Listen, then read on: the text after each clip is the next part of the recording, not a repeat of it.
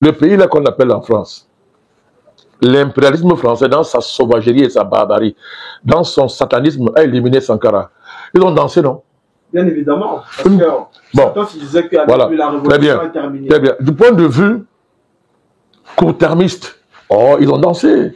Sankara est mort, remplacé par Compaoré. Dans le point de vue historique, c'est la plus grosse bêtise qu'ils ont faite, puisque Sankara est mort. Vive Sankara à travers Traoré. Vive Sankara. Et maintenant, il est plus puissant. C'est-à-dire, sur le nouveau du sankarisme, il est plus puissant, plus actualisé. Et on va voir, en termes de bilan, je vais lire son bilan. Comme vous comprenez pourquoi on va à tout prix l'assassiner. Pourquoi on veut stopper l'aventure. Pourquoi on va arrêter ça. Lisons son bilan. Et ça va ressembler à Sankara, ce qu'il a fait en 4 ans. Sankara, en 4 ans, a élevé le Burkina Faso en termes de progrès à un niveau que le satrap de Pakoti, Compaoré, n'a pas pu égaler en 22 ans. C'est-à-dire en 22 ans, alors qu'il est venu rectifier, il n'a pas pu avoir le bilan de Sankara en 4 ans. C'est démontré, ce que je a démontré, chiffré, documenté. Alors, on va voir les réalisations du capitaine Traoré en 2 ans. 1. Le produit intérieur brut du Burkina est passé d'environ 18,8 milliards à 22,1 milliards de dollars. Mobilisation des Burkinabés, n'est-ce pas?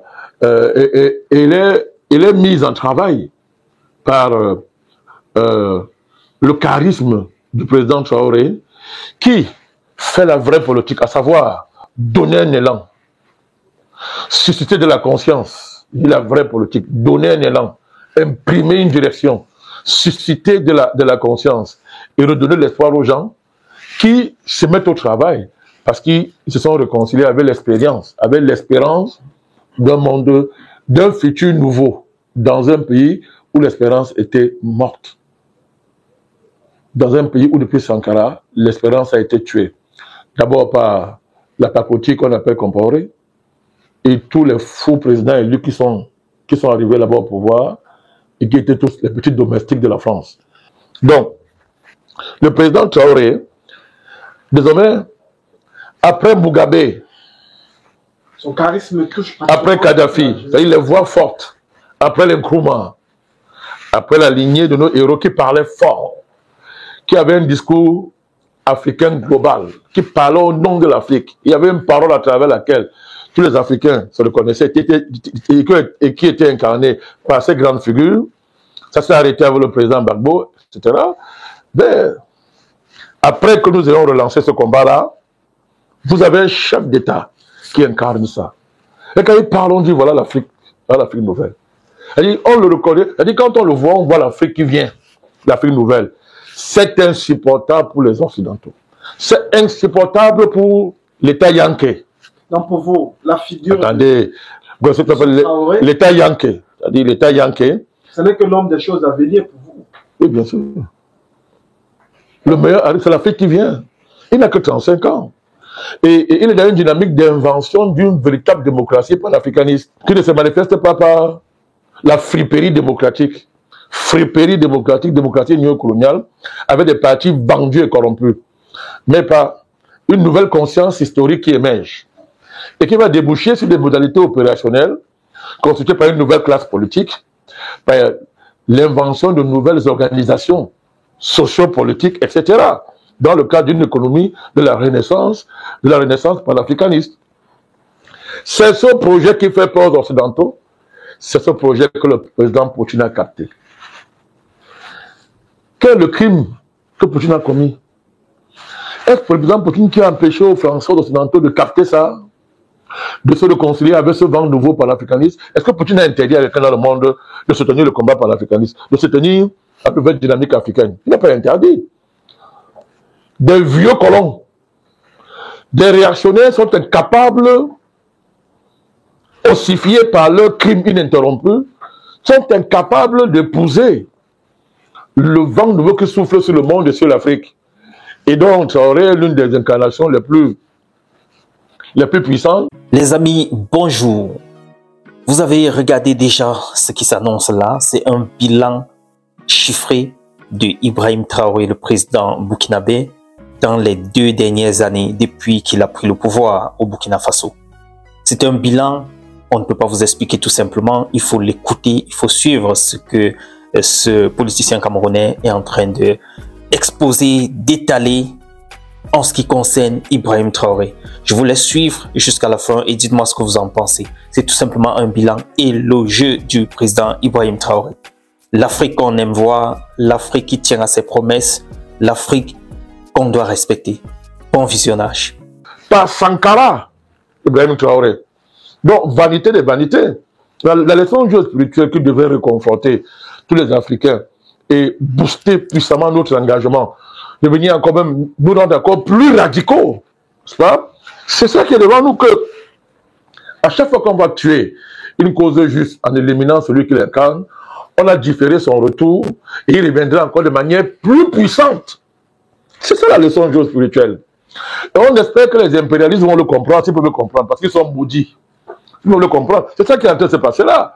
C'est ça qui se passe au Mali. C'est ça qui se passe au Niger, au Tchad, en Centrafrique. Qui va se passer, attendez, qui va se passer au Cameroun. Depuis, j'annonce ce qui va arriver au Cameroun. Les gens passent le temps à gueuler, à insulter, oui, machin. Je ne comprends pas. Attendez, vous verrez. Ce qui va se passer au Cameroun.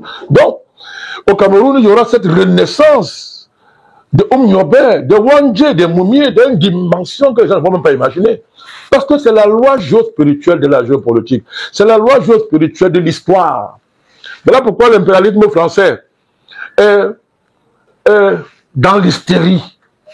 Voilà pourquoi les États-Unis sont dans l'hystérie.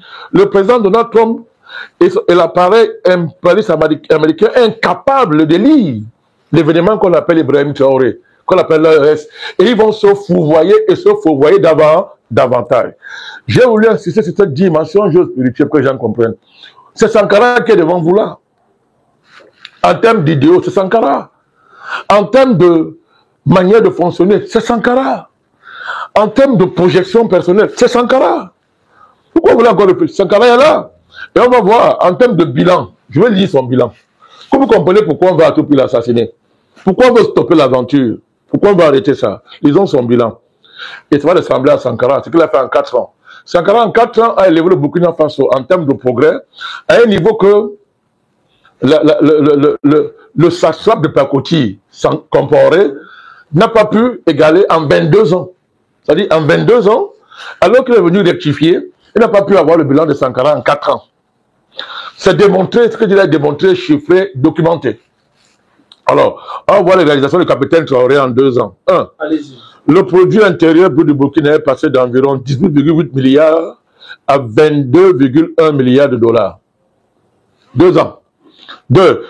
Il a réduit les salaires des ministres et parlementaires de 30% et a augmenté ceux des fonctionnaires de 50%. Il a remboursé les dettes intérieures du pays. 2 ans. Il a créé 2 usines de transformation de tomates, les premières du pays. En 2023, il a inauguré une mine d'or ultra moderne pour renforcer les capacités de transformation locale. Il a mis fin à l'exportation d'or brut burkinabé vers l'Europe. Il a conçu la 2e usine de transformation du coton du Burkina Faso, qui n'en comptait auparavant qu'une. Il a ouvert le tout premier centre national d'appui à la transformation artisanale du coton pour soutenir les producteurs locaux. Il a interdit le port de perruques et de robes britanniques dans les tribunaux et instauré la tenue traditionnelle burkinabé. Il a fait de l'agriculture une priorité en distribuant plus de 400 tracteurs, 239 motobineuses, 710 motopompes et 714 motos pour stimuler la production et soutenir les acteurs ruraux. Il a facilité l'accès aux semences améliorées et à d'autres intrants agricoles pour maximiser la production. La production de tomates est passée de 315 000 tonnes en 2022 à 360 000 tonnes en 2024. La production de mil est passée de 907 000 tonnes en 2022 à 1,1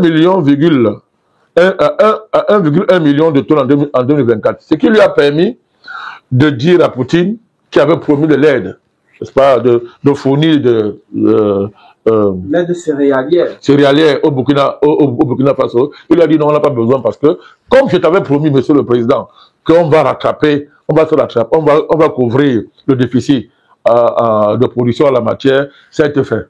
Et aujourd'hui, le Burkina Faso a dit au président, à la Russie, de garder, n'est-ce pas, le don que la Russie s'apprêtait à faire au Burkina Faso, comme ça avait été fait il y a quelques années en matière céréalière. Il a interdit les opérations militaires françaises au Burkina Faso. Il a interdit les médias français dans le pays. Il a expulsé les troupes françaises du territoire burkinabé. Son gouvernement a construit de nouvelles routes, élargi les routes existantes et transformé les routes en terre en routes bitumées. À l'heure actuelle, il est en train de construire le nouvel aéroport Ouagadougou, Dongxing, prévu pour 2025, capable d'accueillir 1 million de passagers par an. Il a survécu, je répète, à 20 tentatives d'assassinat contre lui et son régime. Vous cherchez Sankara? Voilà Sankara. Voilà Sankara. Et tout ça par une mobilisation, une mise au travail, d'une manière particulière, des Burkinabés. Mobilisation des Burkinabés, n'est-ce pas?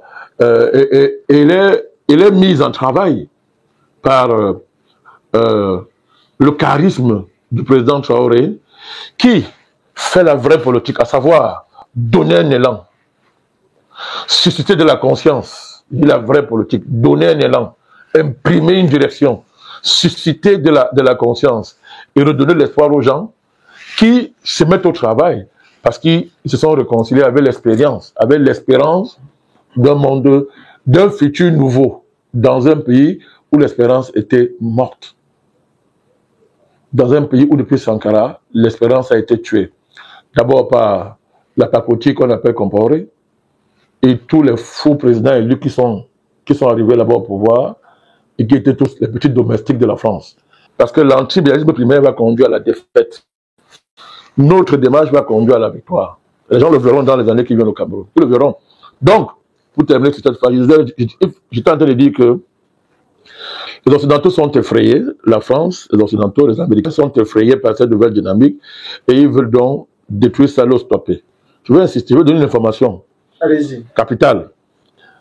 Ceux qui disent que se faire escorter par les Russes, c'est une forme de néocolonialisme. C'est remplacer un maître par un maître.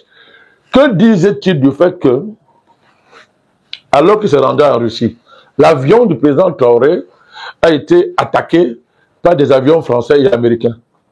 Vous me donnez là une information? Non, c'est clair, c'est clair. Il n'y a pas de débat là-dessus. Je vous dis, vous donne l'information. C'est connu dans des milieux informés. Ils ont voulu l'empêcher d'arriver en Russie.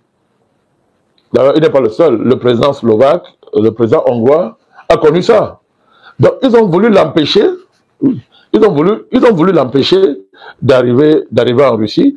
Et à un certain niveau, dans l'espace aérien, les avions français et américains ont voulu stopper la trajectoire de son avion en le menaçant. Le président Traoré a demandé aux pilotes de continuer. Mais après, les escortes russes sont arrivés et ont fait fuir l'escorte des colons impérialistes criminels. Je demande donc à ces Africains-là qui disent que c'est un agent du colonialisme russe.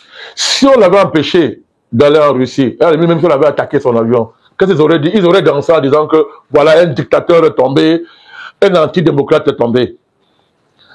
Vous avez là des éléments majeurs qui montrent qu'un monde nouveau a émergé, avec une Afrique nouvelle qui redessine des rapports de force internationaux. Traoré a dit, c'est fini les ordres qu'on reçoit des friperies historiques comme la France, du président français et Donald Trump. Tout à l'heure, je reviendrai sur lui pour l'avertir. Je ne veux pas qu'il va l'avertir. Donc, c'est fini, n'est-ce pas, les ordres qu'on recevait de Washington, de Paris et de Bruxelles. Quant à nos choix stratégiques, c'est terminé ça. Et que désormais, aucune force au monde n'empêchera l'Afrique de diversifier ses partenariats, mais surtout de se comporter comme une belle femme qui courtisait, pas des prétendants, choisit le prétendant qui lui sied. C'est clair. Monsieur, accepter la cour d'un prétendant est différent d'un viol. La France a violé l'Afrique, si on peut la considérer, la cibler à une femme. L'Amérique a violé. Tous ce sont des violeurs. La Russie n'a violé aucun pays africain. La Russie nous dit, je reconnais votre beauté. Moi, je veux marcher avec vous. Acceptez-moi. On peut comparer ça au colonialisme français. Honte à ces Africains. Qu'ils aient se cacher, c'est une honte. On est dans une ère où tous les traîtres africains vont échouer. Donc, il n'y a pas de comparaison. La visite, l'invitation du président Traoré en Russie consacre et célèbre l'Afrique panafricaniste nouvelle qui s'affirme dans les relations internationales et qui va chambouler ces relations en remettant l'Afrique et les intérêts africains au cœur de la géopolitique mondiale. Bravo au président Poutine qui a compris ça et qui dit je vais accompagner ce mouvement, je veux marcher avec vous. C'est de cela qu'il s'agit. Donc pas de manipulation. Trêve de manipulation, trêve de mensonges, trêve de déformation. Il faut rétablir la dynamique que porte le président Traoré et les pays de l'AES dans leur véritable sens historique. C'est la libération par l'africanisme du continent qui est en marche et rien ne va arrêter ça. Vous avez abordé la dimension. Si vous permettez, je voudrais dire que le président Biya, qu'elle allait en Russie, a été escorté. Oui. La Russie a sécurisé le vol du président Biya au dernier sommet russo-africain. Sauf que bon, le président Biya ne parle pas. Elle a demandé aux Russes pourquoi. Elle a demandé à la Russie pourquoi. Elle a accordé aussi autant d'importance à l'invitation qu'elle a donnée, qu'elle a servi au président Biya. Je restitue les faits. Hein. Comme j'ai cité le président slovaque, le président hongrois, j'ai dit seulement la vérité que si le Cameroun n'a pas communiqué dessus parce que le président Biya n'aime pas, c'est un muet, il ne parle pas. Ce s'est passé avec le président Biya. Donc, voilà pourquoi au sommet russo-africain de l'année dernière, le président Sassou avait essayé d'expliquer ce qui s'est passé. Mais bon, le président Biya, lui, ne parle pas. Voilà. Monsieur le Président, vous avez abordé, pour planter le dépôt, des ressorts géospirituels qui ont servi à l'émergence géopolitique, pratiquement de l'AES, et porté au pouvoir quelqu'un comme Traoré. Vous avez expliqué dans quel contexte on situe l'avènement d'un dirigeant comme Traoré. Monsieur le Président, vous avez parlé de son bilan socio-économique. En 2 ans. En 2 ans. Comment comprendre? Là, nous abordons la dimension politique. Nous avons remarqué, quand nous avons lu l'histoire, que M. Thomas Sankara également avait lancé une révolution. Et à son époque, il parlait de révolution démocratique et populaire. Et avec M. Ibrahim Traoré, il parle de révolution populaire souveraine. Ouais. Comment comprendre ces concepts? Ben, il y a différents. Quand Sankara disait de révolution démocratique et populaire, ben, c'est la même chose. Sauf que le président Traoré a tiré les leçons d'un démocratisme néocolonial. Tout à fait. Des risques que porte un démocratisme néocolonial. C'est ça qui a abouti à l'assassinat de Thomas Sankara. Il était trop gentil et il croyait. Le président Sankara a méprisé, a simplifié la violence des classes qui trahissent. Et donc la figure de comparer est l'expression historique au XXe siècle et au XXIe siècle débutant. C'est la figure historique la plus honteuse. Bon, actuellement, c'est incarné par M. Ouattara. Ils ont leur groupe là, M. Ouattara. Donc, Sankara, sa générosité historique l'a amené à assumer un destin tragique par le fait qu'il n'a pas réservé à Compaoré la sanction qu'il méritait.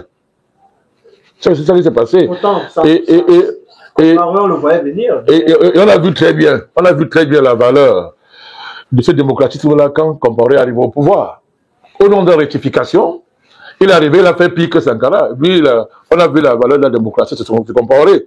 Sauf que les parrains qui ont assassiné Sankara et ont financé, encadré techniquement, spirituellement, humainement, l'arrivée de Compaoré au pouvoir dans les conditions que nous savons, ont trouvé que pendant 22 ans, Compaoré était le plus grand démocrate du monde. Je voulais démontrer cette hypocrisie. Le capitaine Traoré a tiré les leçons. Étudiant dans la révolution sankariste, il a compris qu'il ne fallait pas faire l'erreur, n'est-ce pas, de se laisser distraire par le démocratisme néocolonial. Voilà pourquoi il a dit aux démocrates burkinabés, il a dit que ici, là, il n'y a pas cette affaire-là ici. Bref, Vous m'avez eu hier. Vous ne m'aurez pas aujourd'hui. Vous m'avez eu hier. Sankara est devant vous. Vous ne m'aurez pas aujourd'hui. Aujourd'hui. Il a dit non, non, non. Cette distraction n'aura pas lieu. Ça ne veut pas dire que ça devient, que c'est une dictature. Non, non, non. On est dans un processus d'invention historique. Parce que beaucoup ont à vouloir nous faire croire que c'est une forme de dictature. Oui. Oui. C'est une militarisation du régime. Oui, ces gens-là ont appelé le régime comparé démocratie. Très bien. Non, on n'est pas là pour répondre à ce type d'objection. On ne gère pas ça. C'est pour couper l'herbe sur le pied. Bon, ils ne se tairont jamais, mais ils n'ont pas d'argument. On ne déjoue pas, on n'échappe pas à 20 tentatives d'assassinat si on est un dictateur sans soutien populaire, dans un contexte où, sur vos différents flancs frontaliers, vous avez des complots qui sont en permanence comment on dit ça, fomentés contre vous. La France, les Occidentaux fomentent des complots contre vous à partir du grand démocrate mondial interplanétaire, M. Ouattara. Puis en Côte d'Ivoire, il y a la démocratie. Donc, vous pouvez, à ces gens-là, il faut tous les reposer, la démocratie de Ouattara et celle du capitaine Traoré, alors que M. Ouattara, obéissant aux ordres de ses maîtres, veut à tout prix renverser tous les jours monsieur Compaoré. Donc c'est une distraction. Monsieur Traoré, pardon. On est dans une vraie démocratie, directe. La démocratie de l'invention d'un nouveau champ politique. C'est une invention historique dans tous les domaines. Dans tous les domaines. Il faut donc donner à ce projet-là le temps de produire des nouvelles institutions démocratiques correspondant, n'est-ce pas, aux exigences de l'histoire. Le reste, c'est une distraction. Toujours sur le plan politique, nous avons vu que dès lors qu'il a pris le pouvoir, beaucoup de cadres de l'ancien régime de M. Damiba se sont réfugiés en Côte d'Ivoire. Et au départ, quand nous avons essayé de faire des recherches, nous sommes rendus compte que, au départ, quand Damiba prend le pouvoir après la chute de Roch Marc Kabore, c'était pour redresser le pays dans le sens... En démocratie, c'était une démocratie, non? Mais on était en démocratie sur Roch Marc Kabore. Quelques mois après, la frange progressiste de l'armée a vu que le président Damiba, autant pour moi, n'était plus sur cette trajectoire et il a déposé. Monsieur le Président, le jeune capitaine Ibrahim Traoré est-il un leader visionnaire? Est-ce qu'on pose encore la question? La vision est en marche. Ou alors, la vision est faite chère. La vision ici se confond avec le président et avec tout ce qu'il pose comme acte. La vision était en mouvement dans le cadre de cette visite, cette invitation en Russie. Et la vision est en mouvement, elle est incarnée. C'est l'incarnation d'une vision. Vision d'émancipation, vision d'indépendance et de souveraineté. Donc, vous savez, je vous rappelle un fait historique. Aucun pays occidental qui n'a émergé dans le cadre d'une véritable démocratie. Les conditions de leur émergence en tant que puissance, en tant que nation souveraine, ne sont pas faites dans le cadre d'une démocratie formelle, telle qu'aujourd'hui ils veulent nous la vendre sous la forme d'une friperie démocratique. Donc, la friperie, c'est aujourd'hui. Il n'y a pas de démocratie sans souveraineté, je l'ai dit. Il n'y a pas de démocratie sans indépendance. La condition de la démocratie, c'est la souveraineté, c'est l'indépendance. Un pays souverain va inventer, comme un enfant qui grandit, n'est-ce pas, va inventer la forme du régime politique correspondant, les modalités institutionnelles de l'expression de sa souveraineté. Alors, pour le faire, il faut une période de transition au sens objectif du mot qui permet d'éliminer les vieilleries néocoloniales qui ont longtemps fermé l'horizon politique du pays et ont conduit celui-ci, n'est-ce pas, dans les abîmes que l'on a conduits au Mali, au Burkina Faso et ailleurs. Le débat, il est là. Donc, il faut rester ferme et solide sur le plan idéologique, sur le plan de la vision stratégique. Il faut rester ferme au niveau de la mobilisation du peuple pour ne pas se laisser distraire par les démocrates, qui en réalité sont une bande